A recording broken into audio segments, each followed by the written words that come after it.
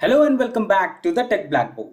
Today in this episode of Azure Cloud Fundamentals, we will understand different Azure cloud delivery models. We are going to talk about Infrastructure as a Service or IaaS. Then we are going to talk about Platform as a Service or PaaS. And then we are going to talk about Software as a Service or SaaS. These three are unarguably the most important core concepts in understanding Azure Cloud. Once you understand the core concept of IaaS, PaaS and SaaS, I will then give you details on comparison between IaaS, PaaS and SaaS. After a quick comparison between IaaS, PaaS and SaaS, we will also talk about what are the benefits of each of the cloud delivery model, and for a deeper understanding, I will explain each cloud model by giving some suitable use cases, and then we will also take some examples of each of the cloud delivery model. And friends, one thing is for sure, that a solid grip on these three cloud delivery models will not only help you throughout your cloud career, but also help you in getting good scores in some of the most sought after Azure cloud certificates like AZ900. I will tell you how to get free Azure voucher a little later in this video, so watch the video very carefully as it can save you hundreds of dollars by getting free Azure certifications. So let's get started.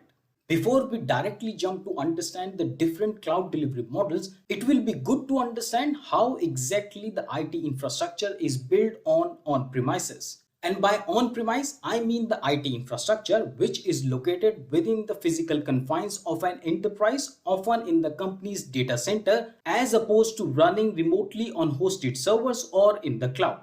Okay, so now let's assume that you are a big construction company and you want to keep up with the modernization. So you want to host your website or application, and for that you must build an entire IT infrastructure. So let's build an IT infrastructure layer by layer. So now what do you think would be the first element in building an IT infrastructure? The very first thing that you will need to build an IT infrastructure would be to purchase some servers with some CPUs and some core memory. So now that you have some core computing strength in terms of these servers, in order to run your application, the very next step is the need to connect all these servers, and probably all these servers should also be connected to internet. And for that, we will need networking infrastructure. So networking infrastructure includes the interconnection of all these servers along with the internet connectivity.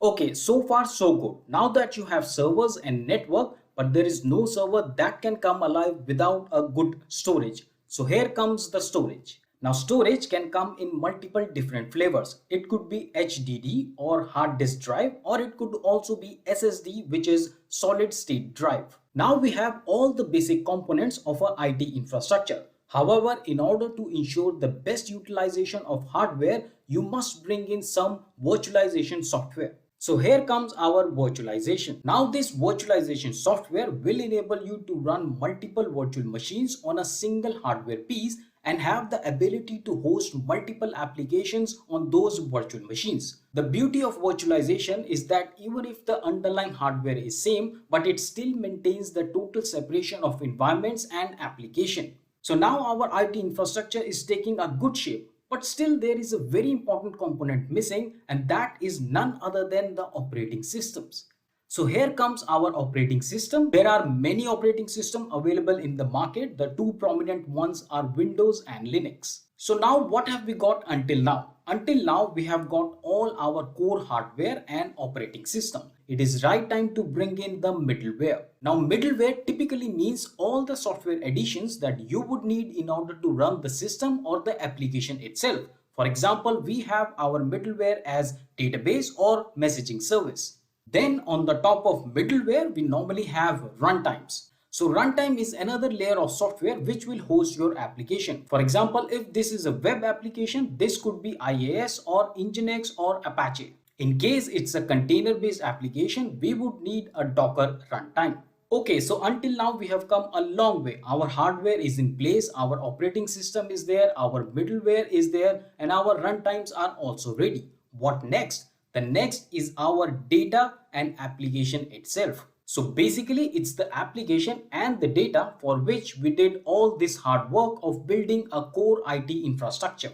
So now we can host our application or our website for our construction company that will surely boost our business to new heights. Now that you understand the core pillars of any IT infrastructure, let me categorize all of these components. So the bottom of this entire IT infrastructure is categorized as infrastructure, which includes storage, network, servers, and virtualization.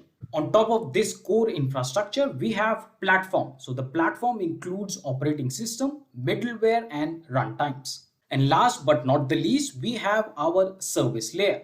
The service layer includes the application and the data that is consumed or generated by the application itself. So the first four layers from the bottom, that includes storage, network, servers, and virtualization, are directly related to hardware and virtualization.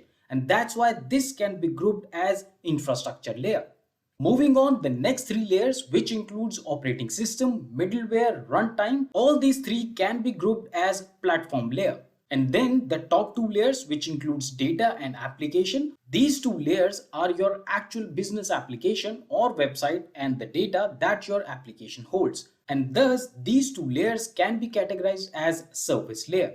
I hope you can understand the basic layers of any IT infrastructure and categorization of all of them. Now at this point, I want to reiterate that we are setting up all this IT infrastructure on-premises. So it goes without saying that the ownership to maintain all these layers, the infrastructure layer, the platform layer, and the service layer lies with you or your company.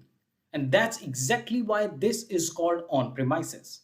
Now let's look at some key details on on-premise IT infrastructure. So as I just mentioned, all the components are maintained by you or your company. There is absolutely no ownership of Microsoft to maintain any of these components listed on the left-hand side. Now let's try to understand where could this on-premise model be best suitable for. So we can see that on-premise is best suitable when you have old or legacy technologies, or you have some operating system or middleware that is not supported by cloud.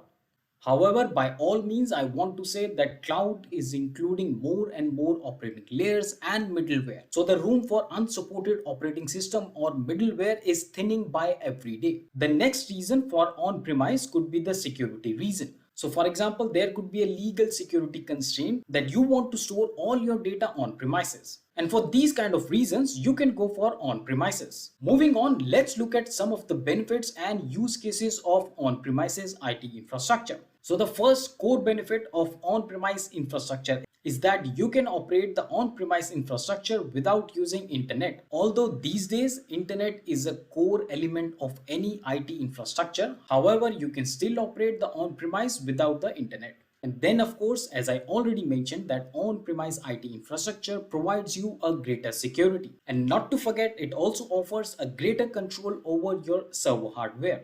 Even though there are benefits of on-premise IT infrastructure, the problem with on-premise IT infrastructure is its huge capex and its limited ability to scale itself based on the business demands. For example, if there is a sudden surge in your business, there might be a seasonal sales, offers, or discounts, and due to that, there is a large volume of customers that are coming on your website, and this can literally cripple your website and bring your business to knees. And not to mention, this will make you lose a lot of business, lot of money, and top of all, you will lose customer goodwill. And all these problems because of the inability of on-premise IT infrastructure to scale quickly. And that's exactly where the cloud delivery models come into picture. So let's start understanding the cloud delivery model. The first model that we will understand is IaaS, or Infrastructure as a Service. And as you can see on the left hand side, we still have all the core components of any IT infrastructure. We have infrastructure layer, we have platform layer, we have service layer. Now let's understand how the responsibility of maintaining these layers is divided between you, your company, and Microsoft. So now you can see that in Infrastructure as a Service, or IaaS, the responsibility to maintain platform and service layer is with you or the company or the enterprise. On the other hand, the responsibility to maintain the infrastructure layer lies with Microsoft Azure. Now let's look what this IaaS is suitable for. So we can see that IaaS or infrastructure as a service is suitable for lift and shift migration. It is also suitable for test and development. Then we can also see that IaaS is suitable for storage, backup and recovery, web apps and high performance computing. Moving on, let's look some of the benefits of IaaS. So IaaS helps you reduce the capital expenditures and optimize cost.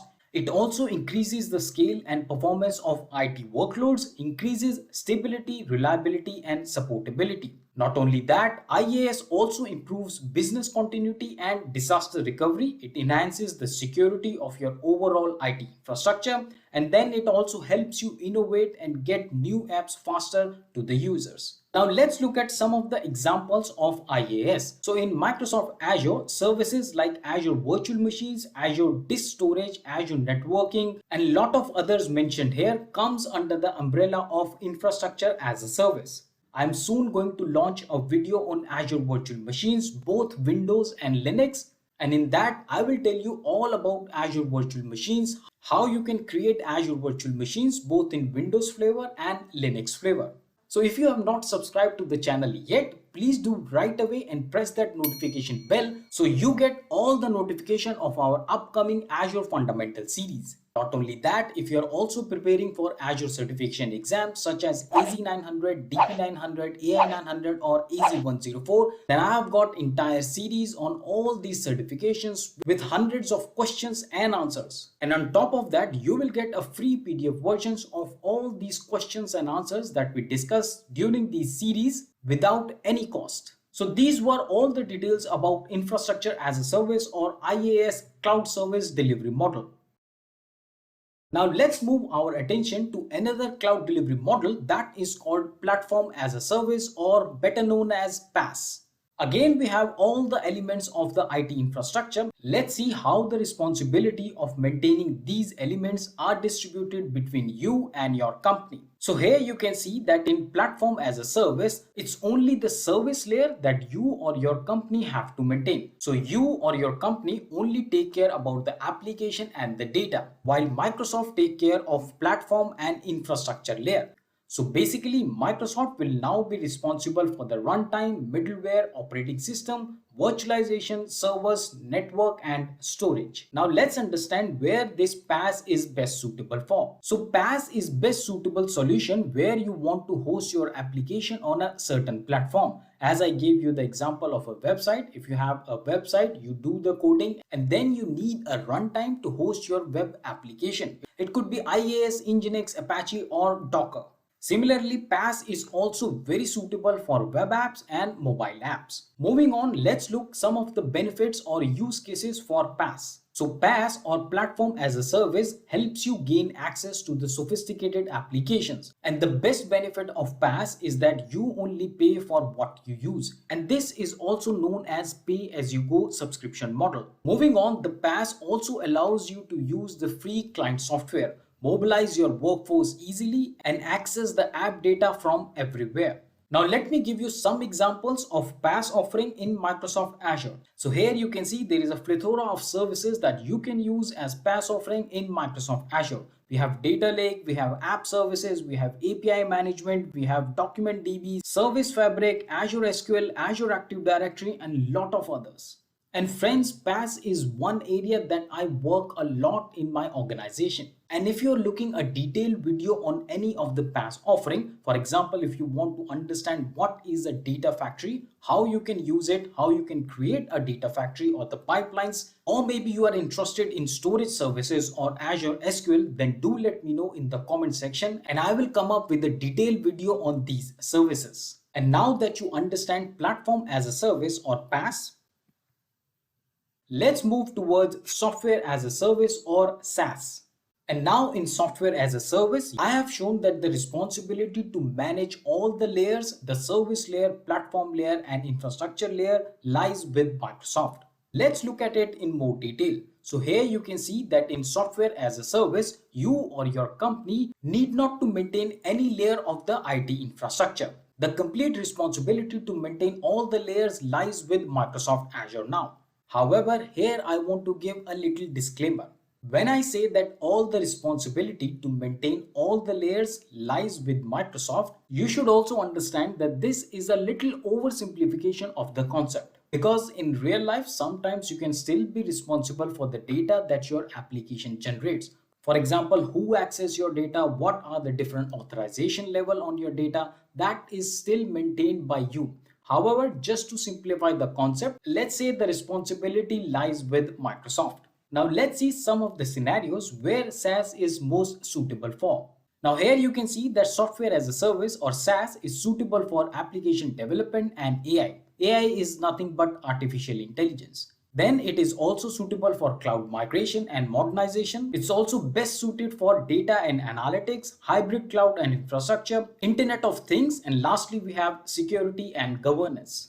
Now let's look some of the business cases or benefits of software as a service. So similar to PaaS, software as a service also helps you gain access to the sophisticated application. It also enables you to pay for what you use or pay as you go model. Then it also lets you use free client software, mobilize your workforce easily and access the app data from anywhere. Now let's look at some of the examples so that you understand the software as a service a little more better. I'm pretty sure that looking at the examples, you might be scratching your head. Really, this is software as a service? Because I'm sure that you are thinking that I've been using these services for a lifetime now. But trust me guys, all these services like Outlook, Skype, OneDrive or Office 365 comes in the umbrella of software as a service. And I hope now you will understand that why I was saying that sometimes you are still responsible for the data that you generate in software as a service. And here at this point, I would like to tell you a very interesting fact that can save you hundreds of dollars. And that is to make you aware that all the exams in the fundamental series, for example, TP900, AI900 or EZ900 are available for free. So if you go through these trainings, then you will get a free Microsoft Azure exam voucher. And this voucher is not only for AZ900, AI900 and DP900, but this voucher can be availed for all the fundamental exams in Microsoft. And friends, this free voucher that I'm talking about is a legit Microsoft voucher, and Microsoft has documented this as well. So you can read here that after completing this training, you will be available to take Microsoft Azure Fundamental certification exam at no cost. The same line you can observe in any of the fundamental exam. Here also you can see after completing this training, you will be eligible to take the Microsoft AI Fundamental certification exam at no cost. Similarly, you can take all the exams for free. And friends, to help you out, if you want to know step-by-step process on how to get this free exam voucher, then you can watch this video appearing on your screen. And sometimes I've seen that many of the viewers face difficulties while scheduling the exam using Pearson VUE option. If that is the case with you, then this video on your screen will give you step-by-step process on how to schedule Microsoft exams. Now let me sum up all the concepts that we just learned in the previous slide, but in a slightly different manner. So as I showed in the last slides, all the components that comes under the infrastructure layer, for example, virtual machine, compute and storage, network or physical data center, all this can be categorized as infrastructure as a service. Then moving on, all the components that were present in the platform layer, they can be categorized as platform as a service. And lastly, your business application and your data that were categorized as service layer, that can now be categorized as software as a service. So once again, we have three different cloud delivery models. The first one is infrastructure as a service. The second one is platform as a service. And the third one is software as a service. Are you still confused? Do not worry. After watching and understanding these slides, all your doubts will be gone forever on IaaS, PaaS or software as a service. So let me dissect this slide for you. So here on the extreme left, you can see on-premises. And as we saw in the last slides, in case of on-premises, the responsibility to maintain all the layers of the IT infrastructure is lying with you or your company or the enterprise. But the biggest problem with on-premises is its huge capital expenditure and inability to expand or scale with the business needs. And that's exactly where cloud delivery models come into picture. starting with IaaS or Infrastructure as a Service. Here you can see that Microsoft maintains storage, network, servers, and virtualization for you. However, you are still responsible for operating system, middleware, runtime, data, and application.